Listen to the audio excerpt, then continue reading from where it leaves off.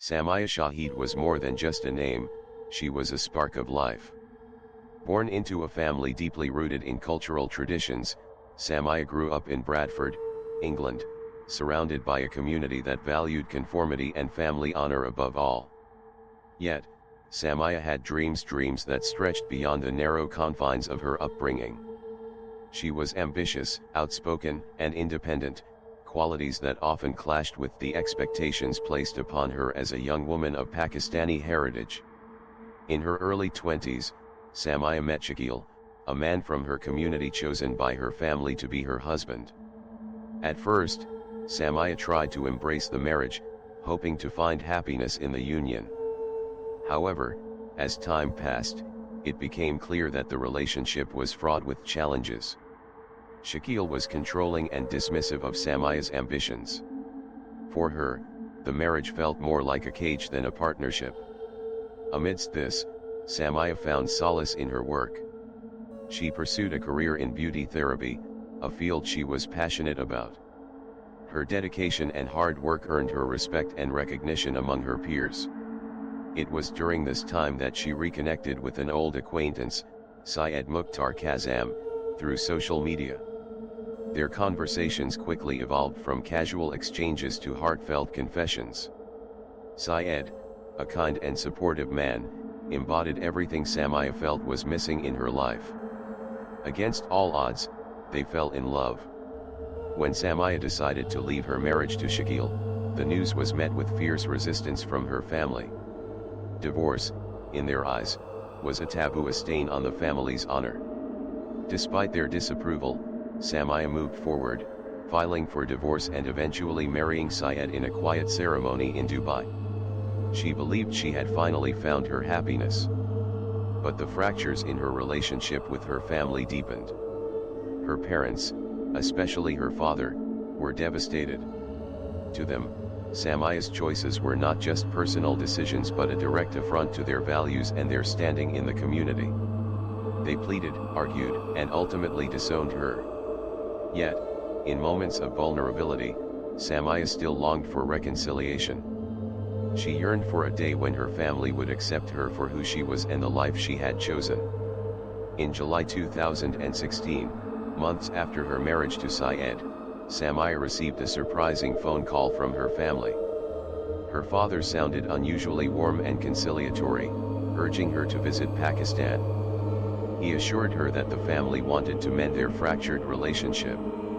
Although Syed was wary of the invitation, Samia's deep-seated hope for familial acceptance overrode her caution. She decided to make the trip, believing it was a step toward healing.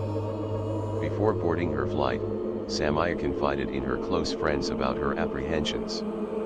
Her ominous words, "Pray that I return alive," lingered in their minds long after she departed. As Samia arrived in the rural village of Pandori in Pakistan, she was greeted by familiar sights and sounds. The bustling streets, the aroma of freshly baked naan, and the vibrant chatter of the local marketplace evoked childhood memories. Yet, there was an undercurrent of tension. Her family's smile seemed forced, their words carefully chosen. Her days in Pandori were spent visiting relatives and reconnecting with her roots. Yet, Syed's phone calls to Samia became less frequent, her responses brief and guarded. He sensed something was amiss but couldn't pinpoint what it was. Then, one day, the calls stopped altogether. On July 20, 2016, news broke that Samia Shahid had been found dead in her family's home. Initial reports claimed it was a heart attack, but Syed knew better. He immediately traveled to Pakistan, determined to uncover the truth. His suspicions were validated when he saw Samia's body at the morgue. Bruises on her neck and other signs of trauma suggested foul play. The local authorities were reluctant to investigate further, dismissing Syed's claims as baseless. It wasn't until Syed appealed to higher officials and garnered media attention that the case gained traction. What followed was a series of shocking revelations that would leave detectives stunned. As the investigation unfolded, disturbing details came to light. Samia's death was not an accident but a premeditated act of violence. Her father, Shahid, and her first husband, Shakil, were implicated. Testimonies from neighbors and relatives painted a grim picture of a family meeting where Samia was confronted, accused of dishonoring the family, and ultimately strangled to death. Despite the mounting evidence, Samia's family vehemently denied their involvement. They claimed her death was natural and that Syed was attempting to tarnish their reputation. However, forensic reports and autopsy findings told a different story. The Shahid household was a modest yet proud one, a reflection of its patriarch's values.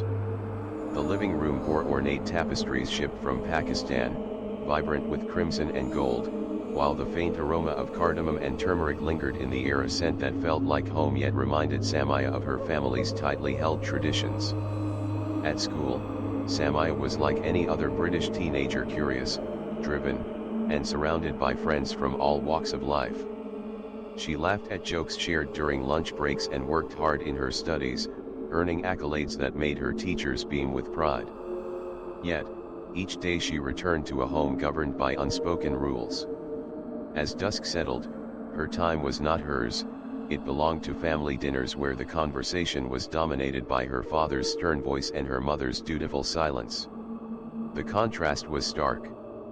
The outside world promised freedom and self-expression, while the world inside her home reminded her of obligations, of a role she was expected to fulfill.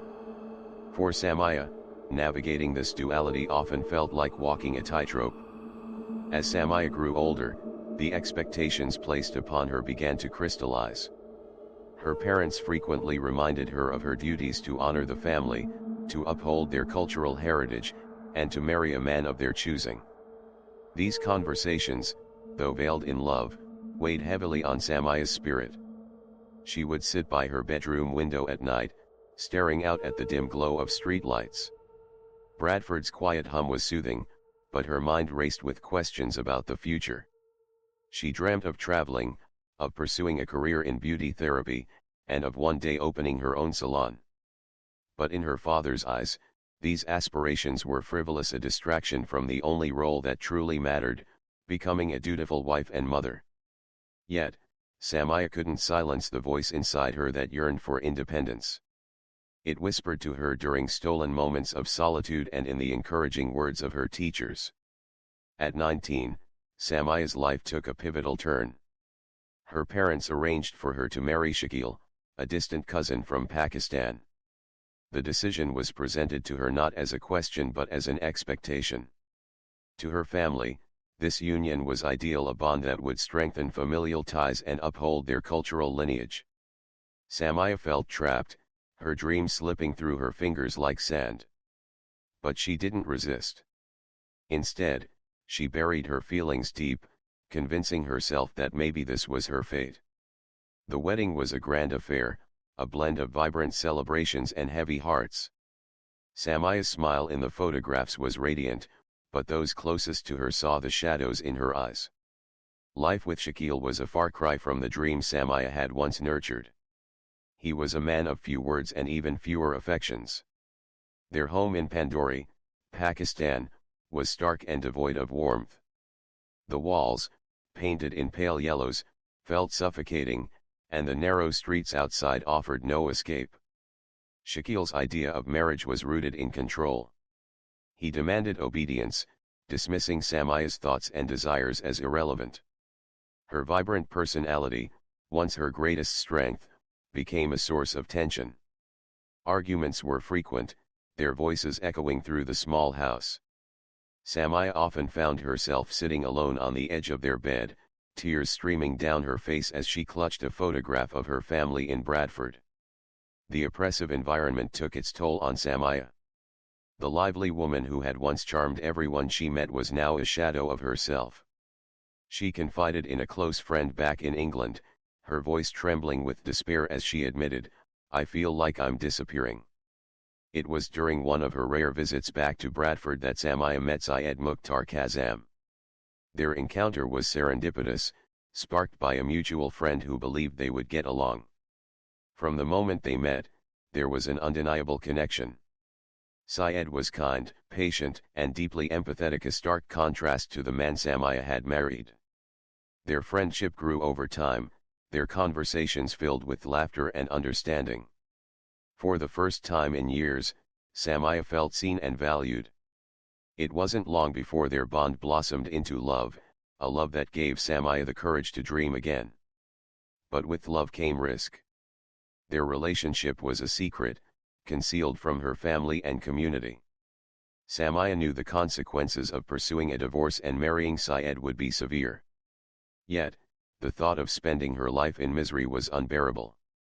In a decision that shook her family, Samia filed for divorce from Shakil and married Syed in Dubai. The move was met with outrage. Her father called it a betrayal, accusing her of bringing shame upon the family. Samia tried to explain her feelings, to bridge the gap between her heart and their expectations, but her words fell on deaf ears. Her family severed ties with her, their disapproval cutting deeper than any insult. Yet, despite the pain, Samia felt a sense of liberation. For the first time, she was living life on her own terms, guided by love and hope.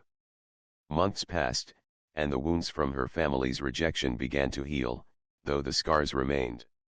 Then came the unexpected call from her father, his voice filled with uncharacteristic warmth. He spoke of forgiveness, of longing to see his daughter again. Samia was skeptical, but the possibility of reconciliation tugged at her heart. She discussed it with Syed, who expressed his concerns. Yet, Samia's hope for a mended relationship overpowered her doubts. She believed in second chances, in the possibility that love could triumph over anger. And so, with a mix of excitement and trepidation, Samia boarded the flight to Pakistan, unaware of the tragedy that awaited her. The wedding was a spectacle of tradition and grandeur. Rows of guests lined the courtyard, their vibrant attire shimmering under the golden glow of lanterns strung across the ancestral home. Women adorned in intricate embroidery whispered among themselves, while men exchanged firm handshakes and nods of approval. The rhythmic beats of doll drums echoed through the air, accompanied by the occasional burst of laughter and joyous singing. Samia, seated at the center of it all, was draped in a rich red bridal lehenga. Gold ornaments weighed heavily on her wrists and neck, their brilliance a stark contrast to the somber expression in her eyes. Her makeup was flawless, every detail meticulously crafted to perfection. Yet, beneath the surface, her heart ached. Her husband, Chaudhry Muhammad Shakil, stood beside her, a man she barely knew. His demeanor was stiff, his eyes cold and unreadable. The distance between them felt palpable, even in the brief moments they exchanged glances during the ceremony. Samia's smile, captured in countless photographs that day, was a performance, a mask hiding the storm brewing within. After the festivities ended and the guests returned to their homes, Samia's new life began. The ancestral village of Pandori was a far cry from the bustling streets of Bradford. Narrow dirt roads wound through clusters of stone houses, their walls weathered by years of scorching summers and monsoon rains. The fields stretched endlessly, a patchwork of green and brown where farmers toiled under the sun. The Shahid family home was an imposing structure, its facade adorned with arches and intricate carvings. Inside, it was a labyrinth of rooms, each filled with reminders of the family's legacy, photographs, heirlooms, and the faint smell of old wood. Samia's new room, though spacious, felt stifling. The thick walls seemed to close in on her, their silence magnifying the emptiness she felt. Shakil was a man of routine, and his interactions with Samia were transactional at best. Mornings were spent discussing household matters, evenings passed in cold silence. He rarely asked about her feelings or dreams, dismissing her attempts at conversation with curt responses. To him, their marriage was an arrangement, a duty fulfilled, not a partnership. In the solitude of her room, Samia turned to her diary, pouring her emotions onto its pages. The once vibrant young woman now felt like a shadow of herself. Her handwriting, usually neat and deliberate, grew jagged and hurried as she wrote late into the night by the dim light of a kerosene lamp. Each day feels heavier than the last, she scribbled one evening. I am surrounded by people, yet I've never felt more alone. This marriage is suffocating me. Her words spoke of her yearning for freedom, for a life where her voice mattered. She missed the lively streets of Bradford, the warmth of her friends' laughter, and the sense of belonging she once felt. As the weeks turned into months, the cracks in their marriage deepened. Shakil's controlling nature became increasingly apparent. He dictated what Samia could wear, whom she could speak to, and even when she could leave the house. Her attempts to assert herself were met with anger or indifference. One evening, an argument erupted over a trivial matter. Shakil's voice thundered through the house, his words sharp and cutting. Samia stood her ground, her voice trembling but defiant. It was a moment of courage, but it came at a cost. After the argument, Shakil grew colder, his treatment of her more dismissive. Samia felt trapped, her once bright spirit dimmed by the weight of her circumstances. Yet, she clung to small moments of solace, watching the sun set over the fields, the sky painted in hues of orange and pink, or listening to the distant hum of crickets at night. During a rare visit to her parents' home in Bradford, Samia found herself in the company of old friends. Among them was Syed Mukhtar Kazam, a man she hadn't seen in years. Their conversation, initially polite and reserved, quickly blossomed into something deeper. Syed listened intently as Samia spoke of her struggles, his eyes reflecting genuine concern. Unlike Shakil, he valued her thoughts and feelings, offering words of encouragement and understanding. For Samia, this connection was a lifeline, a reminder that she was not alone. Their friendship grew quietly, their conversations filled with laughter and shared dreams. Syed spoke of his aspirations, his kindness rekindling a sense of hope in Samia. Slowly, she began to imagine a life beyond the confines of her marriage, a life where love and respect were not just dreams but realities. Returning to Pandori after her trip, Samia's discontent became impossible to ignore. The once familiar surroundings now felt like a prison, and Shakil's presence, a constant reminder of her unhappiness. She knew her decision to leave would come at a cost, but the thought of staying was unbearable. In the quiet of the night, Samia made a vow to herself: she would reclaim her life, no matter the obstacles. It was a decision born of desperation and courage, one that would set her on a path fraught with challenges but filled with the promise of freedom. Returning to England felt like stepping into a different world for Samia, a place where she could breathe again, away from the weight of her oppressive marriage. Yet, the distance from her family also brought its own kind of isolation. Their disapproving silence echoed loudly in her life, a constant reminder of the cultural expectations she had defied. During this time, she met Syed Mukhtar Kazim, affectionately known as Ali. Their meeting was serendipitous, a chance encounter that quickly turned into something more profound. Ali was a soft-spoken man with a kind demeanor and an infectious optimism. His presence was a stark contrast to the cold, controlling environment Samia had endured in her marriage. Their conversations were light at first, but as they spent more time together, a deeper connection blossomed. Ali was curious about her aspirations, encouraging her to dream again. His respect for her individuality stirred something in Samia, something she thought had been lost forever. As their bond grew stronger, Samia confided in Ali about her struggles. She spoke of the suffocating traditions, the stifling marriage, and the crushing expectations she had endured for years. Ali listened without judgment, his gentle reassurances giving her the strength to take her first bold step, seeking a divorce under Sharia law. The decision was monumental. It wasn't just a legal separation, it was a declaration of independence, a rejection of the life her family had chosen for her. For Samia, it was both liberating and terrifying. She knew the cultural ramifications of her choice. Divorce, in the eyes of her family, was a stain on their honor, a betrayal they would not forgive easily. Her family's reaction was swift and unforgiving.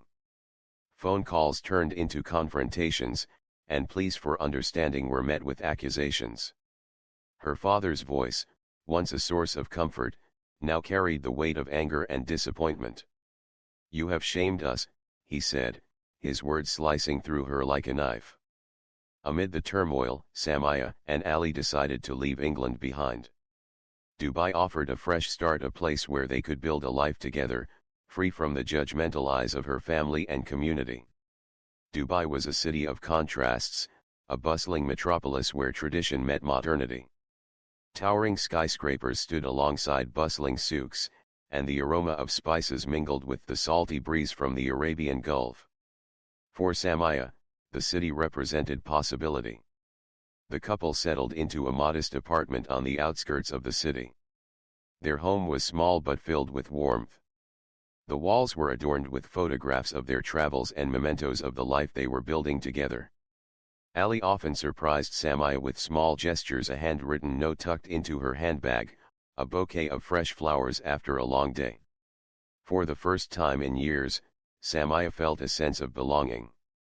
She enrolled in a beauty therapy course, reigniting her dream of opening her own salon. Ali, ever her champion, supported her every step of the way. Their days were filled with laughter, their evenings spent planning their future. Despite their efforts to move forward, Samia's past loomed over them like a dark cloud. Her family's disapproval hung heavily in the air, a constant reminder of the ties she had severed. One day, Samia received a call from her father. His voice, though softer than she remembered, was laced with a pleading undertone. He spoke of forgiveness, of the family's desire to mend their relationship. "We miss you, Beta," he said, his words stirring a mix of hope and caution in Samia's heart. Ali was skeptical. "They've hurt you so much," he said, his concern evident. But Samia, ever the optimist, clung to the possibility of reconciliation. She yearned to bridge the gap between her love for Ali and her ties to her family. After weeks of deliberation, Samia decided to visit her family in Pakistan. She saw it as an opportunity to heal old wounds, to show them the woman she had become. Ali, though hesitant, supported her choice, knowing how much it meant to her. Before leaving, Samia packed a small bag, filling it with thoughtful gifts for her family. She included a handwritten letter for her father, hoping her words would convey what she couldn't say aloud. As she boarded the plane to Lahore, her heart was a mixture of excitement and trepidation. The journey to her ancestral village was both familiar and foreign. The sights and sounds of Pakistan were unchanged: the vibrant chaos of the markets, the cacophony of street vendors, the scent of freshly baked naan wafting through the air. Yet, Samia felt like an outsider, her identity straddling two worlds that seemed irreconcilable. Upon arriving at her family's home, she was met with an outpouring of emotion. Her mother wept as she embraced her daughter, while her siblings crowded around her, their laughter filling the room. For a moment, it felt as though time had rewound, and all was forgiven. But beneath the surface, tension simmered. Her father's demeanor was calm but guarded, his words measured. The reunion, though seemingly joyful, carried an undercurrent of unease. As the days passed, Samia began to notice subtle signs of discord. Conversations with her father often veered into territory she found uncomfortable: questions about her life in Dubai, her relationship with Ali, and her decision to defy tradition. The warmth of their initial reunion began to wane, replaced by an unsettling coldness. One evening, as the family gathered for dinner, her father broached the topic of her marriage. "We only want what's best for you," he said, his tone heavy with implication. Samia's response was firm but respectful. "I've made my choice," she replied, her voice steady. What happened next would shock the world: a betrayal so cruel it would leave detectives stunned and a family fractured forever. In 2016, the news Samia had long dreaded came: a call from her family in Pakistan informing her that her father, Chaudhry Muhammad, was gravely ill.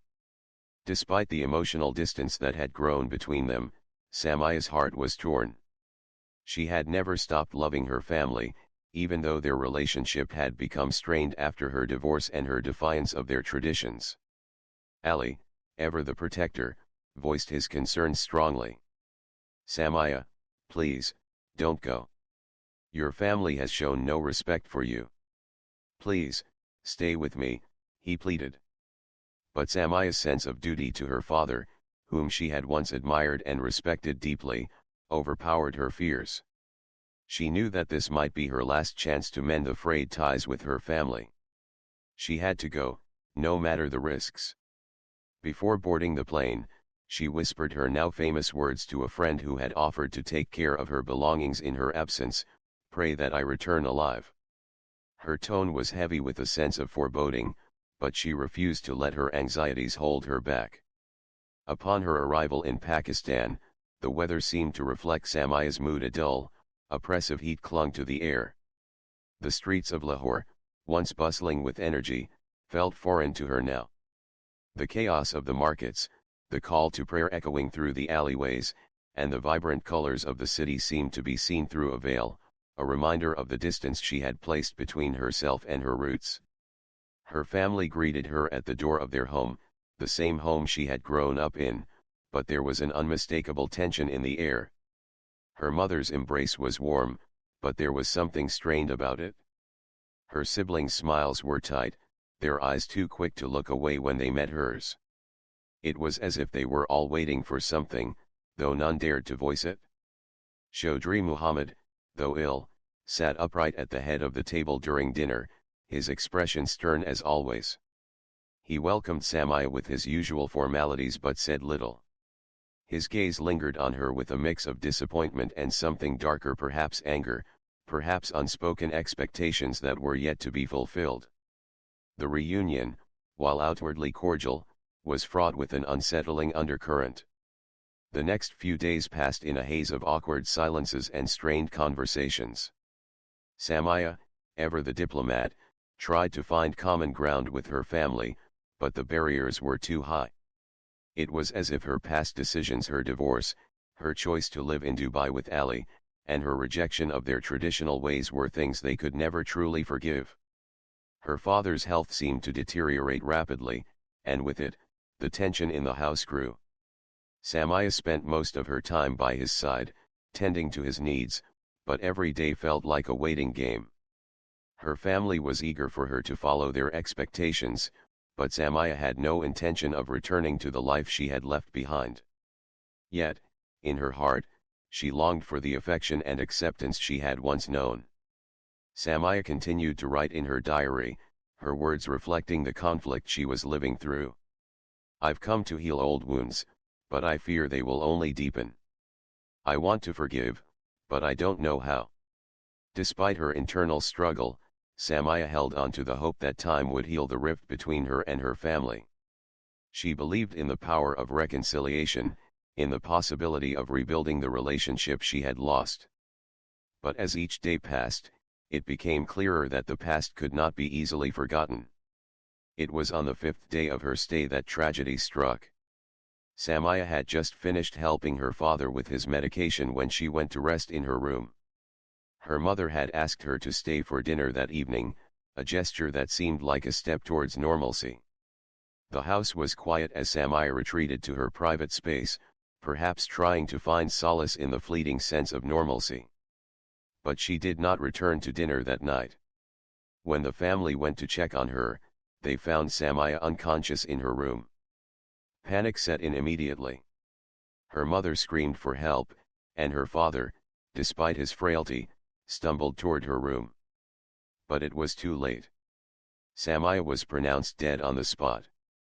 Initial reports from the family claimed she had died from a heart attack, or perhaps an asthma attack, both conditions Samia had struggled with in her youth. The doctors who were called in to examine her seemed to believe the story, but something felt wrong to the trained eye. When authorities were eventually notified and an autopsy was conducted, the truth began to surface. Forensic evidence contradicted the family's narrative.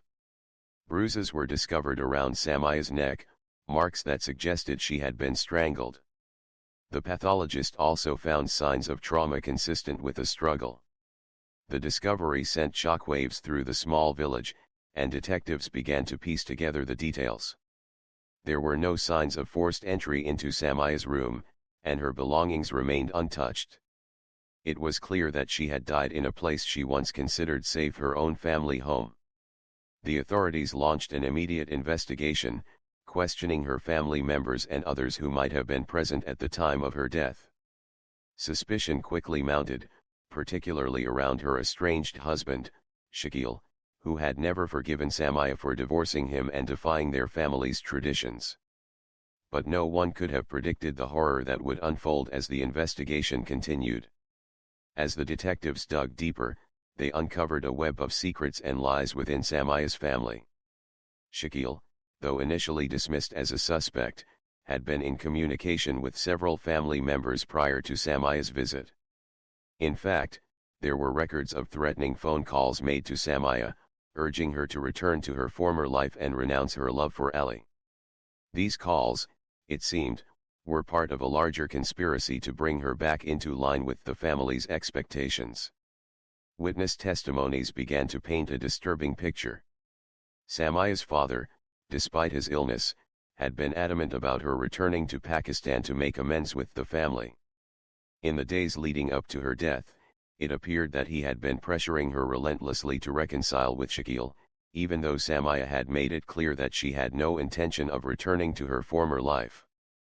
Her mother, who had been so eager to welcome Samia back home, was found to have played a role in concealing the truth. She had been complicit in pressuring Samia to submit to the family's demands, and it became increasingly clear that the family had orchestrated the reunion with the hopes of manipulating Samia into complying with their wishes. But it was Samia's final words to a friend before boarding the plane, "Pray that I return alive," that now seemed tragically prophetic.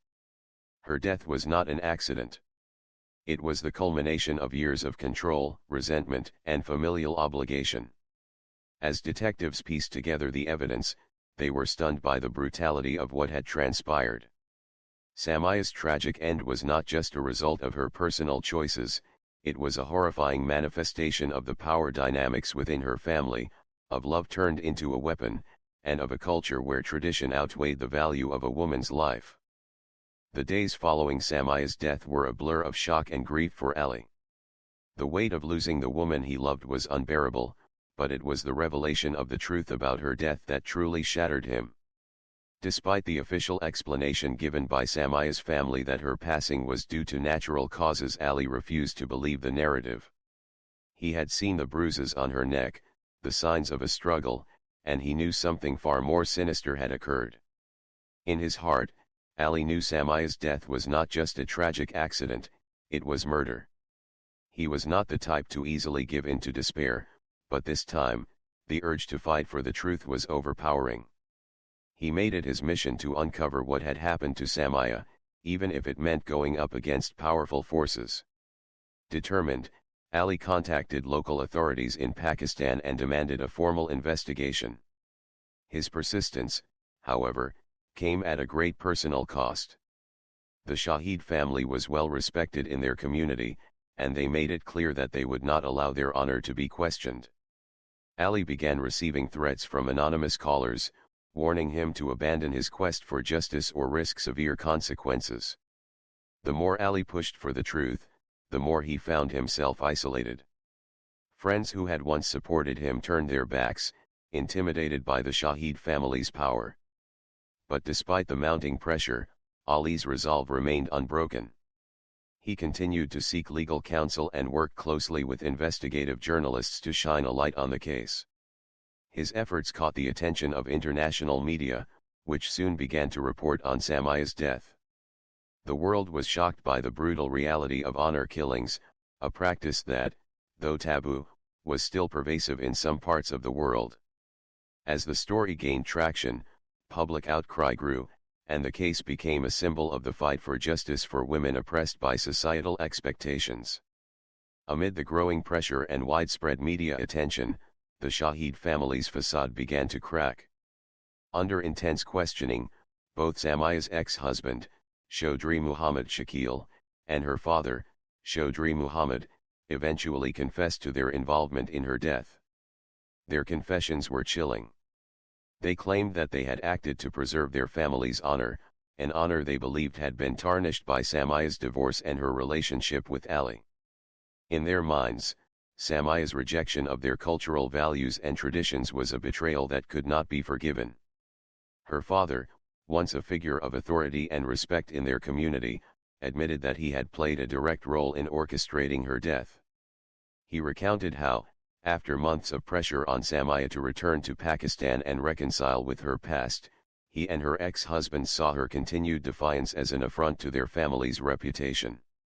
The plan to force her back into submission had begun long before her trip to Pakistan. Chaudhry Muhammad Shakil, Samia's ex-husband, described the moments leading up to her death in a cold, detached manner. "We had to do what was necessary. She wouldn't listen. She refused to return to her first marriage, and her relationship with Ali was unacceptable," he explained, his words tinged with contempt. The chilling clarity of their motives shocked even the most seasoned investigators. To them, it was a stark reminder of the brutal extent to which honor could be manipulated to justify violence. The harsh reality of honor killings. Samia's case was not unique, and it brought attention to the ongoing issue of honor-related violence in many parts of the world. Honor killings, often rooted in deeply entrenched patriarchal values, were tragically still a reality for many women who dared to challenge societal expectations. In Samia's case, her family's desire to control her choices, her love life, her marriage, her independence had culminated in her murder. What was perhaps even more disturbing was the normalization of such violence in some communities. The Shahid family, despite their involvement in the killing of Samia, believed that their actions were justified. They saw Samia as a rebellious daughter who had stepped outside the boundaries of tradition, and in their minds, her death was the only way to restore their honor. The international attention that Ali's persistence brought to the case was a double-edged sword. While it exposed the horrific reality of honor killings, it also revealed the deep-rooted challenges that women faced in seeking justice, particularly when it came to the legal system. Despite the confessions, justice proved elusive. The legal system in Pakistan, where the case was being tried, was plagued by corruption and inefficiency. Family honor remained a powerful influence, and it became evident that the Shahid family's influence reached far beyond their community. As the trial progressed, it became clear that the system was failing Samia. The evidence was compelling, but loopholes in the legal framework allowed the perpetrators to escape accountability. The Shahid family's connections and wealth made it easier for them to manipulate the proceedings, and societal pressures weighed heavily on the outcome. Ali watched in horror as those responsible for Samia's death continued to evade punishment. The trial became a symbol of the systemic failures that allowed such violence to continue unchecked. Women in Pakistan and around the world were watching, waiting to see if justice would be served. But the trial was marred by delays, manipulation, and a lack of transparency. As the months passed, the legal battle stretched on, with no definitive verdict in sight. The defense used every legal trick in the book to delay the proceedings and confuse the issue. For Ali, the fight for justice was a personal one. He had lost the woman he loved, and now he was watching the system fail her once again. The courtroom, once a place of hope, now felt like a stage for the powerful to perpetuate their control. Ali could not help but feel that Samia's death had been forgotten, overshadowed by the influence of those who believed they could bend the law to their will. He grew increasingly disillusioned with the process, but he knew he could not stop fighting. He continued to work with human rights organizations, using his platform to raise awareness about honor killings and the importance of legal reform. His words resonated with countless others who had experienced similar struggles, and his persistence fueled the push for broader societal change. Despite the setbacks, Ali remained determined to make sure that Samia's death was not in vain. He knew that the fight for justice was bigger than just one case. It was about challenging the systems of oppression that allowed women to be silenced and forgotten. The case of Samia Shahid ultimately became a rallying cry for advocates of women's rights and legal reform. It highlighted the dangers women face in cultures that value family honor over individual autonomy, and it underscored the deep flaws in a legal system that often failed to protect the most vulnerable. Ali's unwavering determination kept the case alive in the media, and the pressure on the Pakistani government to address honor killings grew. As the fight for justice continued, it became clear that this was not just a battle for one woman's life, it was a fight for the rights of all women to live freely, without fear of violence or persecution. Samia Shahid's case became a symbol of both tragedy and resilience. Despite the brutal way in which her life was taken, her story sparked a global conversation that would not be easily forgotten. And as the case moved forward, it became a reminder that the fight for justice, no matter how difficult, must continue. Samia Shahid's death marked a tragic end to her life, but it sparked a movement that transcended national borders. As her story began to unfold in the media, it resonated deeply with women around the world who found themselves trapped by similar oppressive traditions and harmful cultural practices. The case, which began as a local tragedy in a Pakistani village, soon became an international symbol of the fight for women's rights and justice. The shocking nature of her death at the hands of her own family elicited outrage from both human rights organizations and individuals who believed in gender equality. People from all walks of life, from activists and feminists to ordinary citizens, found a voice in Samia's story. They recognized the stark reality of her situation, a young woman caught between love and tradition, seeking to live her life on her own terms, but ultimately paying the ultimate price for her defiance. In the months following Samia's death, her name was echoed across the globe. Demonstrations were held, petitions circulated, and documentaries produced, all urging governments and societies to take a stand against honor-based violence. Her case served as a potent reminder that women's rights were still under attack in many parts of the world, often justified by deeply ingrained cultural practices. Activists in Pakistan and beyond used Samia's death to highlight the urgent need for change. They organized rallies and spoke at forums, raising awareness about honor killings and the toll they take on families and communities.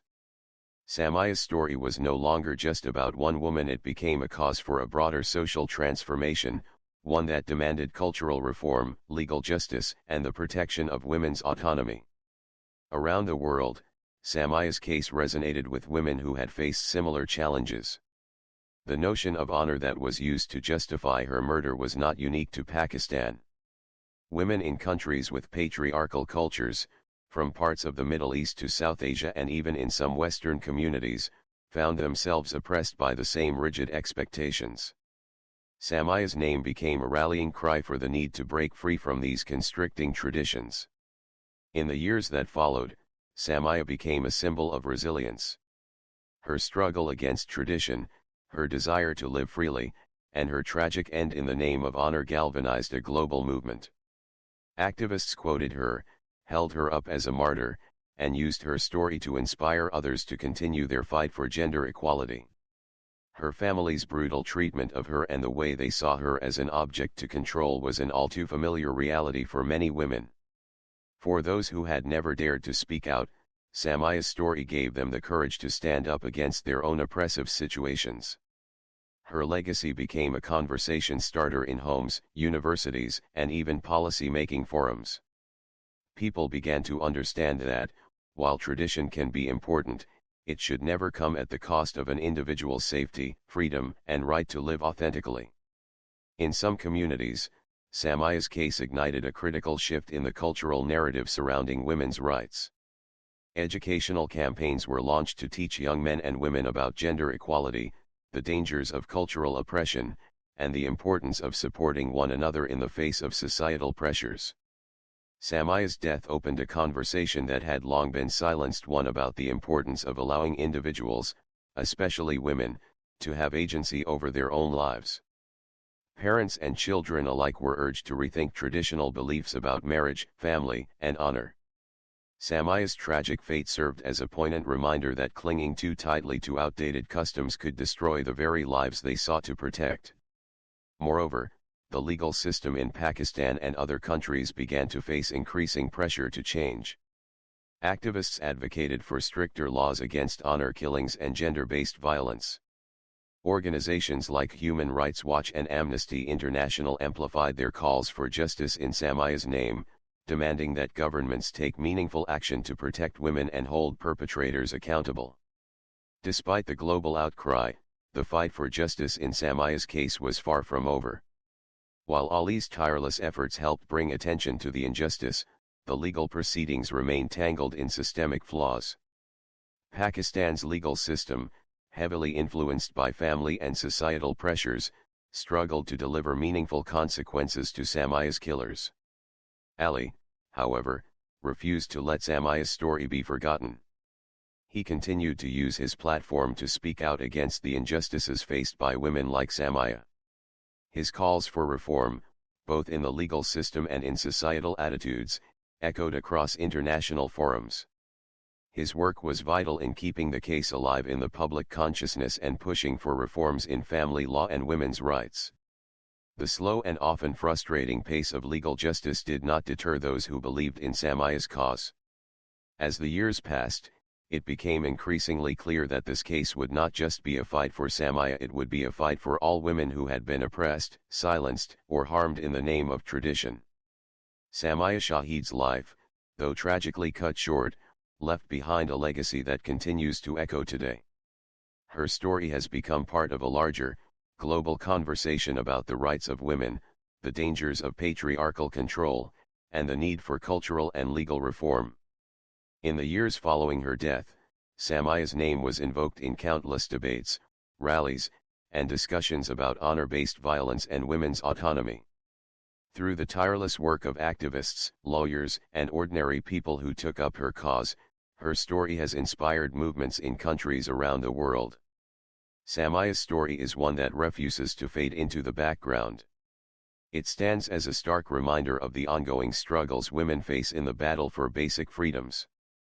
It calls upon societies to reflect on their traditions, challenge harmful practices, and, most importantly, listen to the voices of the women who have long been silenced.